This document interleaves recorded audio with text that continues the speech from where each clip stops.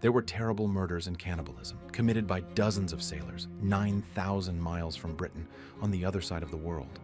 The Boyd Massacre still haunts people today. This story exposes the despair of finding oneself stranded in distant locations. HMS Boyd was a British brigantine, a type of ship used to carry goods across oceans. By the early 1800s, she had been turned into a prison ship, tasked with making the dangerous journey to the newly colonized land of Australia. John Thompson, a skilled commander, was in charge. The ship set sail on March 10, 1809, carrying 139 male prisoners bound for the southern continent. Boyd reached Australia in October and dropped off the prisoners at Port Jackson, the fledgling settlement. Then she sailed on to New Zealand, looking for suitable wood to load as cargo.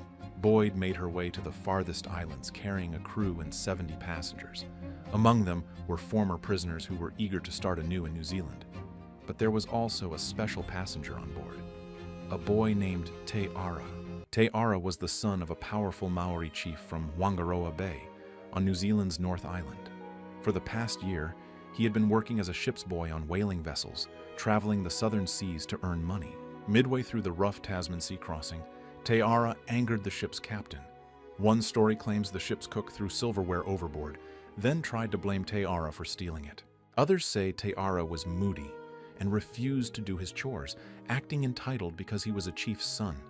Whatever the cause, the captain was brutal. He had Te Ara tied up at the ship's anchor and punished him by withholding food and water for days. Yet, the captain's wrath wasn't satisfied. When Te Ara continued to resist, Thompson beat him mercilessly. Humiliated and furious, Te Ara's heart burned with anger. In that moment, he vowed revenge against the cruel captain and the ship itself. While still healing, Te Ara crafted a plan. He would pretend he'd learned his lesson, obeying orders quietly and without complaint. The captain fell for it, assuming the boy had finally submitted.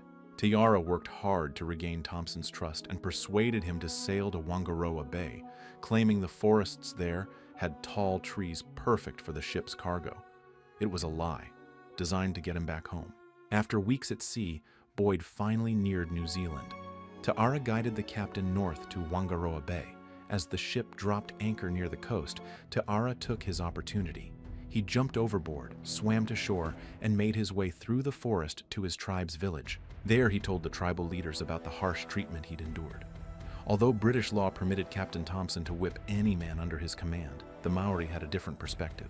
To attack a chief's son was to attack the chief himself, and that demanded punishment. The tribe began plotting revenge. When Chief Tapui contacted the Europeans, he invited Captain Thompson on an expedition up a nearby river. Thompson took his chief officer and 3 others along. The scouting party set off in Maori canoes, traveling upriver until the ship was out of sight. This was when John Thompson, the cruel captain, would finally face the consequences. The Maori led the scouting group ashore after their long journey upriver. They pulled their canoes onto the sandy beach. They then gave a signal. Dozens of Maori warriors suddenly attacked the party, beating the Europeans savagely to death. The warriors took the bodies back to the village where they were cut up and eaten.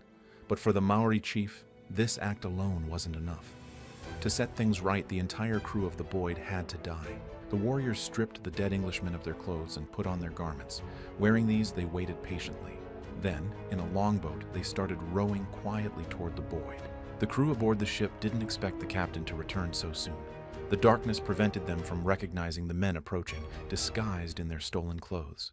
The Maori called out to the Boyd's crew, and in the shadows more canoes filled with warriors appeared, surrounding the ship. Then, with a fierce cry, they leapt aboard, attacking the crew mercilessly.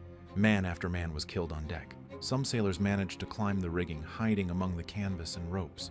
From their perch, they watched in horror as death and destruction unfolded below. Others, escaped convicts and remaining crew, huddled together below decks, hoping to avoid the violence. But the Maori searched the ship thoroughly, dragging terrified Europeans onto the deck to be clubbed to death one by one. Bodies of the fallen were ruthlessly cut up and stacked in piles across the deck. Out of the 70 people who had left Port Jackson, only 5 survived the massacre. The warriors loaded the bloodied bodies into their canoes and disappeared into the night. The survivors stayed hidden until dawn. When they finally emerged on deck, fear must have gripped them. Then, unexpectedly, canoes appeared on the horizon. Maori warriors climbed aboard the ship, but these were not the same as before. This group came from a different tribe, led by a new chief named Tipahi. Tipahi quickly understood what had happened, despite the survivors not speaking his language. He took the shipwrecked men to his village in his canoes to decide what to do next. But as they traveled along the coast, trouble arose. More canoes appeared, this time from the Wangaroa tribe, returning for revenge. Tipahi had little choice. He headed back to shore and decided to flee. The Wangaroa warriors landed swiftly behind them, jumped from their canoes and chased down the fleeing group. Caught in the chaos, the warriors tied the Europeans together and placed them in canoes. It's unclear what transpired afterward, but it's known that the captives endured harsh treatment. The ship's second mate, unable to provide fishing hooks to the tribe, met a grim fate. Meanwhile, the Boyd lay abandoned in Wangaroa Bay without a crew. Tipahi, the tribe's chief, returned to the ship. He wanted to seize the gunpowder stored aboard. At that time, New Zealand colonists were clashing with local tribes who understood the power of firearms in their struggle against invaders. The Wangaroa tribe stood to gain greatly from these weapons. Tipahi climbed aboard and found the ship's armory, hidden far below the waterline. The hold was filled with muskets and large barrels of gunpowder. The Maori tried to use the new weapons they found on the Boyd, but since they didn't understand how to handle them, disaster struck. They accidentally broke open barrels of gunpowder scattered across the ship's floor. In the chaos, one tribesman struck a flint, sending a spark flying onto the spilled powder. The resulting explosion was massive, killing him and 9 others immediately. Flames burst out from below the ship's deck, and Tipahi, along with his warriors, quickly abandoned the burning Boyd, jumping into their canoes and paddling away as the ship was engulfed in fire. Word of the massacre spread rapidly through the nearby colonial settlements, stirring shock and fear. The colonists were horrified by the brutal tales of killings and cannibalism. Rumors circulated that a military leader had taken several people captive.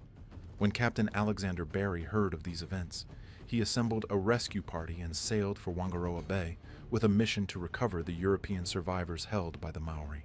Upon arrival, Captain Barry visited multiple Maori villages and captured both Tipahi, the chief responsible for the massacre, and Tipahi, the chief who had offered help to the survivors. Barry demanded the safe release of the Boyd's prisoners and warned the chiefs that if they refused to comply, they would be sent back to Europe to face justice for their crimes. Messengers were sent out to spread the word among the tribes, and eventually all agreed to release the captives. Captain Barry also managed to recover Boyd's logbook and other valuable stolen items. The chiefs who had been arrested were returned to their villages but were stripped of their titles and status. The Maori had paid their blood debt, and for a time, peace was restored. However, many colonists in New Zealand were not satisfied. They believed that the Maori deserved harsher punishment for the atrocity. In March 1810, crews from 5 whaling ships joined forces to launch a brutal retaliation. They sailed to Wairoa Bay, anchored, and disembarked in longboats. On their way to one village, the men fired at the homes they passed, killing dozens of men, women, and children in a violent rampage. Tragically, the whalers had attacked the wrong village. This was the home of Tipahi, the chief who had helped the Boyd survivors. Tipahi was not present during the attack. After the whalers departed, Tipahi gathered his remaining warriors and launched an assault on the Tipahi tribe at Wangaroa Bay. Many of Tipahi's fighters, including Tipahi himself, died during the conflict. The fate of Tipahi remains a mystery. News of the Boyd Massacre spread to Australia and then Europe aboard returning ships, terrifying people in Britain. Many ships canceled planned trips to the distant islands, fearful they might share the same gruesome fate. The Maori became known as fearsome and dangerous for many years afterward. A widely circulated European brochure warned sailors to stay far away from the Cannibal Isles, cautioning, "Touch not that cursed shore, lest these cannibals pursue you." The entire tragedy stemmed from Captain Thompson's brutal treatment of the ship's boy, Teara. The young chief's son had been humiliated and beaten mercilessly, fueling a burning desire for revenge. Thompson might have prevented the terrible massacre if he had been more careful and humane. In the end, Teara's fury sealed the Boyd's fate.